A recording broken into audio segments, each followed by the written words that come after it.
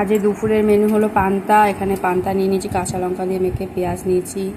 আর লেজা খেতে আমি ভালোবাসি। লেজা কারা কারা খেতে ভালোবাসো অবশ্যই কমেন্ট করে জানাবে।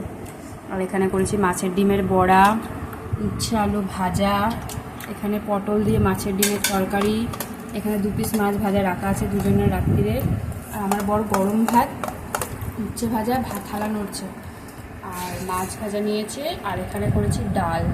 ডালটা দেখাও তো মানা, এই যে ডাল ঘন করে মুসুর ডাল। আর এখানে ভাত।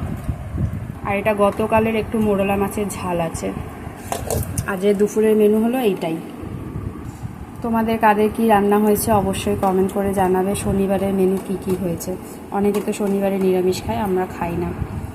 তো পান্তাটা খাওয়ার পরে দেখি একটুখানি গরম ভাত খেলে খেতেও পারি, নাও খেতে পারি। পান্তা খেতে আমার তো খুবই ভালো লাগে।